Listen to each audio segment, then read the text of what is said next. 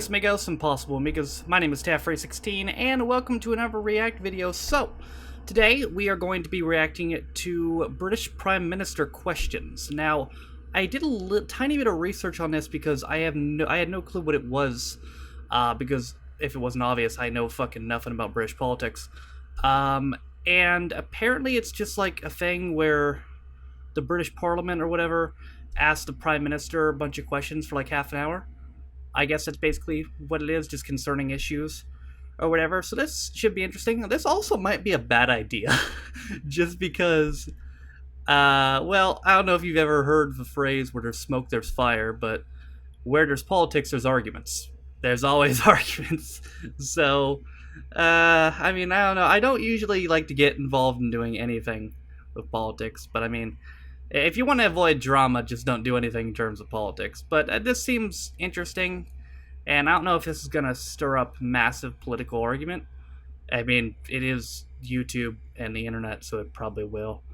But, I don't know, screw it, we're just going to do it. Alright, so I want to say that as far as I know, all of the questions in this one, I don't think it's mixed together from different prime ministers. I think they're all these are all the questions directed towards Theresa May. Is it Theresa May? Teresa? Is it Teresa? Theresa? I don't know. One or the other. And I believe it's all the questions directed towards her. And if there is different prime ministers in here, and I don't know who they are, I'm sorry, I'm not really up to date on the list of British prime ministers. The only other one that's somewhat recent that I know of is Tony Blair. But I don't think he's been prime minister since George W. Bush was U.S. president, so that was probably like 10 years ago. I don't know a lot about Theresa May, but from what I've gathered from some of your guys' comments that I've seen, and from what I've heard from some of my British friends, she's a little bit, let's say controversial. Let's go with that. I'm not gonna go into that. Maybe I'll let you guys, but that was a bad idea saying that. Well, screw it. Anyway, let's just watch this. Well, let's see. Let's go to the House of Commons and Prime Minister's questions. 100 years since the birth of Nelson Mandela. I'm sure that the whole House will want to join me in paying tribute to his extraordinary life. That's nice. And will agree with me that his message of forgiveness, peace and reconciliation is as relevant today as it ever has been. Mr. Speaker, this morning I had meetings with ministerial colleagues and others. In addition to my duties in this House, I shall have further such meetings later today.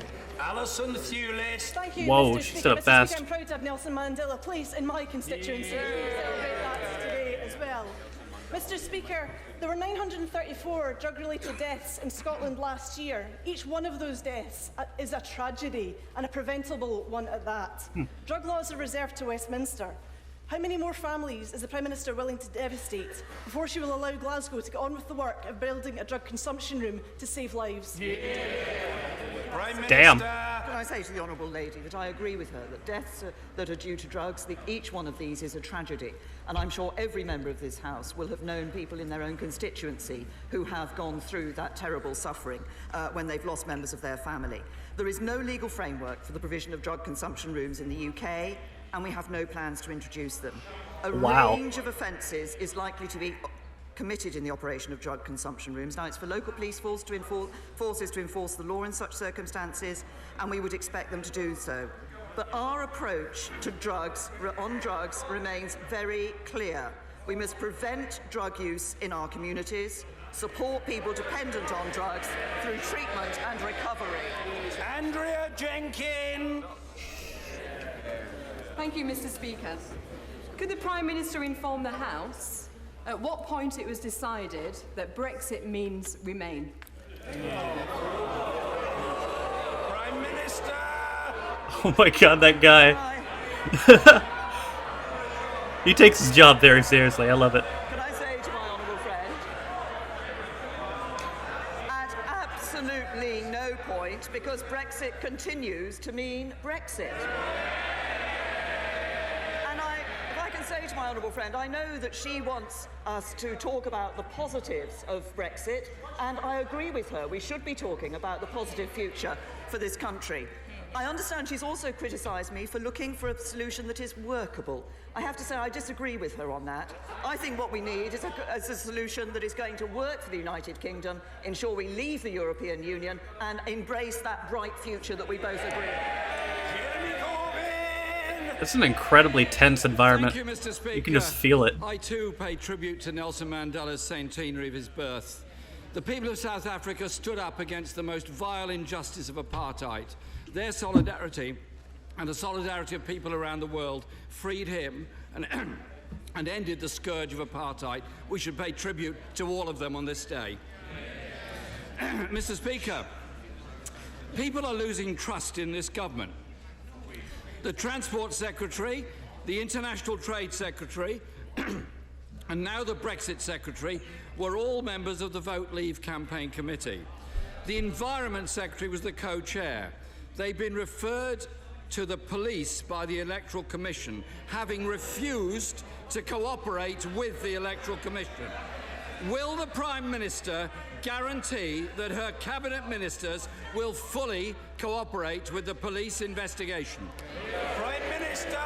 He's asking hard questions. The right honourable gentleman, I actually question the way in which he put his question. The background, he has everybody. made an accusation in this House against members of this House. Order! The question was heard, and the Prime Minister's answer must be heard. The Prime Minister. Mr. Speaker, the right honourable gentleman has made an accusation in this House against individual members of this House and of the government, and I suggest that when he stands up, I don't he remember reflects hearing names, on but whether okay. or not it was correct to do so. The Electoral Commission is an independent regulator accountable to Parliament, not to the government.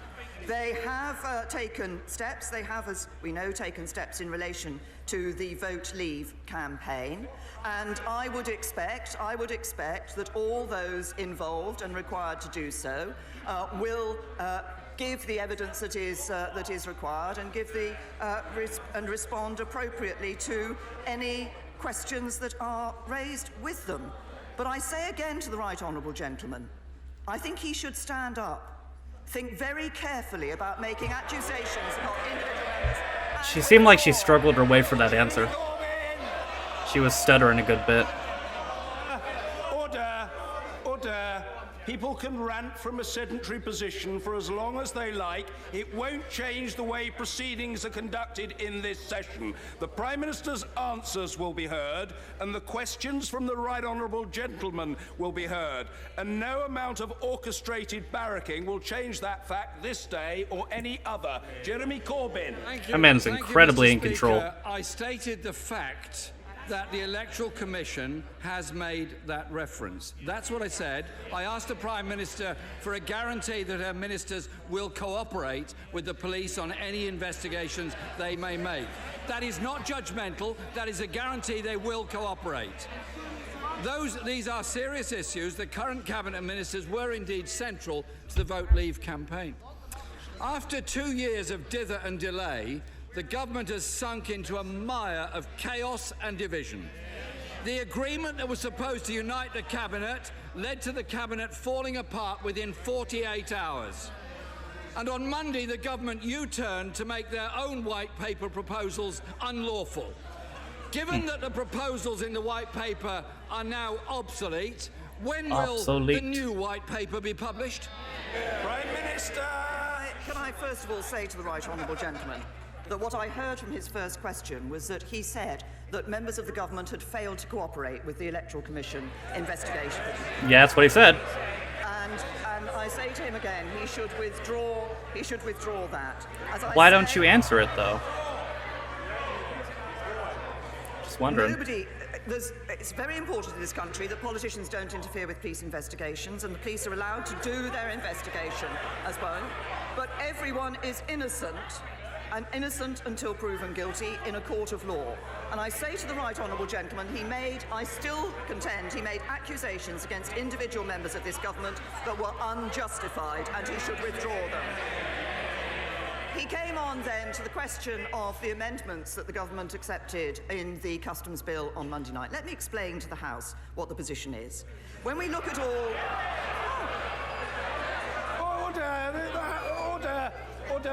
Order. We're less than a third of the way through, possibly significantly less than a third of the way through, and people are becoming overexcited. They must calm themselves, and we must hear the Prime Minister. The Prime Minister. Thank you. And the honourable lady sitting next to the Leader of the Opposition says this will be interesting. I'm going to go through each of the amendments in turn for the purposes of this House. Amendment 72 related to parliamentary scrutiny on plans under Clause 31 to form a customs union with the EU. We are going to leave the customs union with the EU, so we accepted that enhanced parliamentary scrutiny. Amendment 73 related to regulations on the application of VAT in certain circumstances. Such an arrangement is not part of the White Paper and the Chequers Agreement. We were able to accept that too. New Clause 37 was to prevent a customs border down the Irish Sea. That is government policy. And new Clause 36 related to reciprocity in accounting for tariffs collected, and that concept is in the White Paper. The Chequers Agreement, the White Paper are the basis for our negotiation with the European Union, and we've already started those negotiations. The guy on the right looks so bored. Well, Mr. Speaker, that's all very interesting, but could she explain why the Defence Minister had to rebel against the government in order to support the Cabinet's position of a few days before? This is a government in complete chaos. The centrepiece of the White Paper was something called, and I quote, the Facilitated Customs Arrangement. Having spent a week trying to convince their own MPs that this cobbled-together mishmash was worth defending, mishmash, I like that word. it. So what is their plan now for customs? Her face. The right honourable gentleman is wrong. We have not abandoned the Facilitated Customs Agreement. We're discussing it with the European Union. Jeremy Corbyn! So is she seriously expecting that 27 member states of the EU are going to establish their own bureaucratic tariff collection infrastructure just to satisfy the war within the Conservative Party in Britain? On Monday evening, the new Brexit Secretary was starting the next round of Brexit negotiations. No wonder he didn't turn up. He doesn't know what he's supposed to be negotiating. 2 years on from the referendum, 16 months on from triggering Article 50, isn't the case that the government has no serious negotiating strategy whatsoever? He's going in. To the right honourable gentleman, he is just plain wrong on his interpretation of what is happening. I have a copy of the White Paper here. I'm very happy to ensure that he gets a copy after this PMQs and is able perhaps to read it and understand what the government is doing and the basis beyond. But I say to the Leader of the Opposition, there are indeed differences between us on this issue. I will end free movement, he wants to keep it. I want us out of the customs union, he wants us in.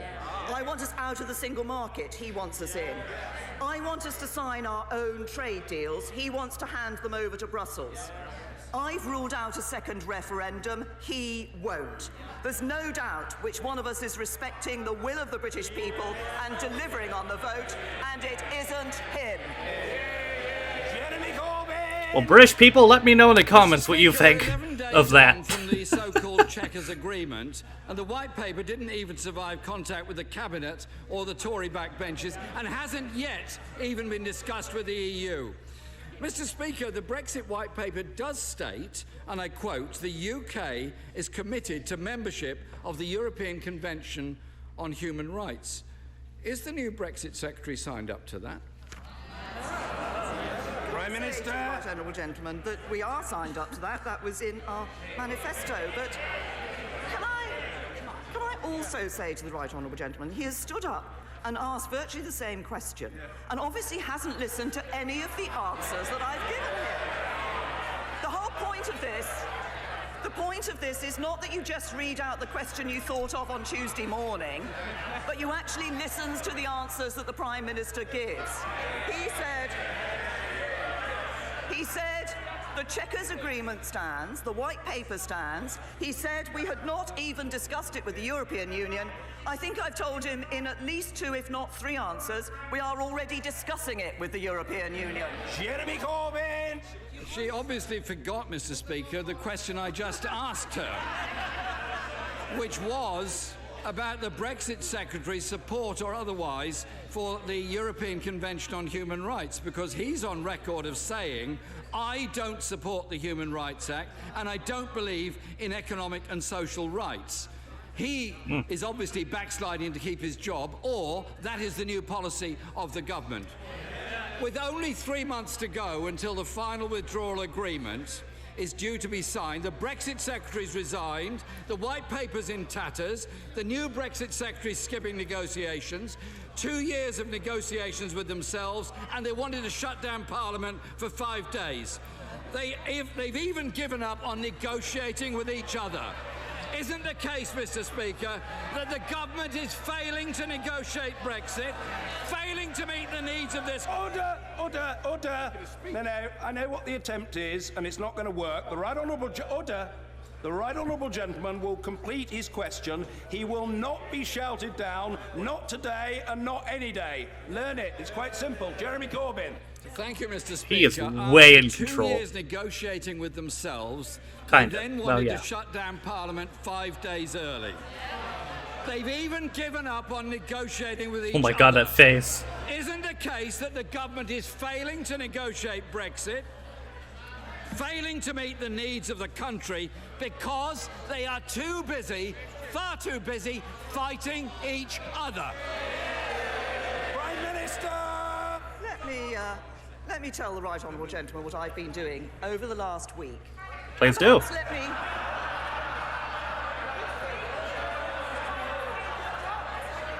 And What let happened? me- Put the camera on it. Let me also look at what the Right Honourable Gentleman has been doing over the last week. Well, I was agreeing the future of NATO with President Trump.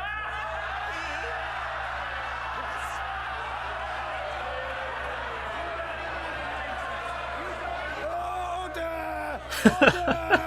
Calm your... Mr. Lewis, you are a very overexcitable denizen of this house. You are not as well behaved as your little baby daughter. Ooh. Minister. Well, I was agreeing the future of NATO with President Trump. And right on, he was joining a protest march against him. Well, I was delivering a plan for our future trade with the EU. He was delivering a plan to teach children how to go on strike. And while I was negotiating our future security relationship with Europe, he was renegotiating the definition of anti-Semitism.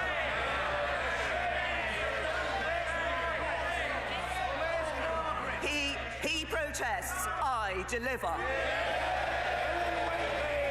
Anti-semitism. That escalated quickly. Jesus Christ. There will indeed be more. Helen Whately. Thank you, Mr. Speaker.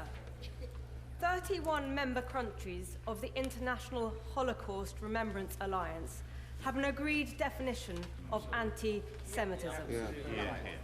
I think so. Does my right honourable friend agree that all political parties should adopt this definition and its examples without amendments or omissions? Prime Minister. Can I say to my honourable friend that I agree that all political parties should do just that? The Conservative Party has done that, but sadly the Labour Party does not agree. What is the definition, though?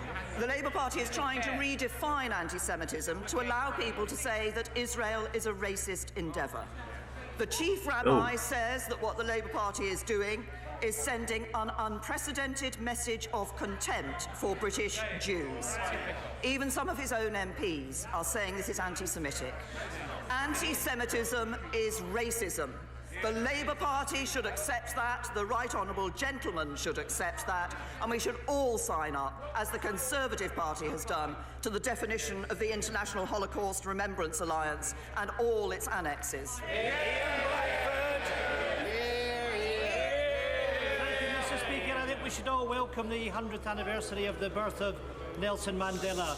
Those of us in Scotland are very proud that the city of Glasgow was the first city in the world to give the freedom of his city to Nelson Mandela, something that he in turn was also proud of. Mr. Speaker, this week the Prime Minister caved into her right-wing Brexiteers, undermining her negotiating position with the EU.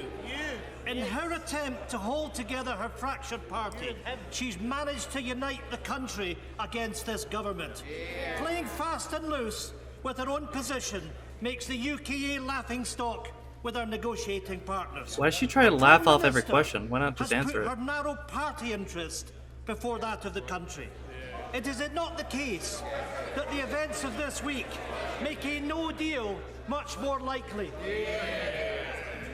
Honourable gentlemen, that as I explained in answers to the questions from the Leader of the Opposition, we are negotiating with the European Union on the basis of the Chequers Agreement and the White Paper. And that has been those discussions have been started this week and have been continuing this week. But can I say to him also, he talks about putting a political party's interest before that of the country. I think the SNP should really think about what they are doing when they promote the independence of Scotland, which is clearly against the interests of their country. Ian Blackford. Mr. Speaker, the reality is that this is a Prime Minister that has lost control of her own party. A Prime Minister who is in office but not in power. A Parliament which is so divided that it simply cannot function. Mr. Speaker, to use a good Gaelic word, it is a burach. We cannot crash out of the EU without a deal. We need to think of the next generation who will pay a price for this folly. They will see lost opportunities and lost jobs. Did the Prime Minister come into Parliament to have this as her legacy? Will she now face up to the reality and extend Article 50? I'm gonna guess the answer is no.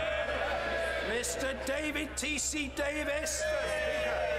Mr. Speaker, the Prime Minister's proposals offer a practical and reasoned way to deliver Brexit. Does she agree with me that it's high time that Labour MPs, and yes, some Conservatives, stop the fear-mongering and get behind their country, support the Prime Minister as she leads us out of the European Union? Prime Minister. Can I say Wonder where his loyalties lie. that I know that there are strong feelings around the whole House on this issue. But what we need is a deal that's credible, that's workable, that protects jobs, that protects our precious union, and delivers on the result of the referendum. And that's exactly what we're doing with the Chequers Agreement. It allows the UK to leave the European Union, to take back control of our money laws and borders. That's what our plans delivers. And as he says, let's work together and deliver for the British people. Okay, wow, that was one of the tensest things I've ever watched in my life. Alright, well that was something, man. Obviously I don't know enough about any of the issues to give any sort of opinion on them, nor should I, because it's not my country. But wow, you could just, just watching it, you could just feel just how tense of an environment that was. Like, my lord, it was almost uncomfortable. Like, just how incredibly tense it was. I loved the speaker just because he takes it all. Like, he's no nonsense. You can tell. Like, Jesus. Oh man, I really hope all of Britain doesn't hate him, and now they're gonna hate me for thinking he was hilarious. But he was. I just loved how serious he took it and how no nonsense he was. I thought that was great. But wow, that was something. Again, I can't really give an opinion on any of the issues because it's not my country and it's not my politics, but that was something. It's very interesting. It is interesting to see how things like this work in Parliament. I don't know what year that was from. I know Brexit's a very recent thing, so I'm going to guess either this year or last year. And I don't know how often that takes place. How often they do the State of the Union in the U.S.? Is that a once-a-year thing? It might be. So is the Prime Minister question thing a once-a-year thing? I don't know. But anyway, that was interesting. As far as what's coming up in reactions, I have a couple things planned. We might do something more in terms of soap operas. something more in terms of a famous British TV show that I haven't seen, and also Commercials 5. And I want to know your guys' opinion on that as well. Because I just did Commercials 4 before, should I wait to do Commercials 5? And obviously, for anyone wondering why you're doing a Commercials 5, well, at Commercials 4, Rob made a comment on there saying, comment below for if you have any suggestions for more commercials. And let's just say he got some suggestions. He got a fair amount of suggestions. But what do you guys think? Do you think I should wait and do some of the other stuff first and then do Commercials 5, or do Commercials 5 next? I'd like to hear you guys' opinion on that. But yeah, that was interesting. That was interesting for sure. And that's going to do it for this one. I hope you guys enjoyed it, and thank you guys so much for watching. If you liked it, be sure to press the like button. If you didn't like it, that's okay.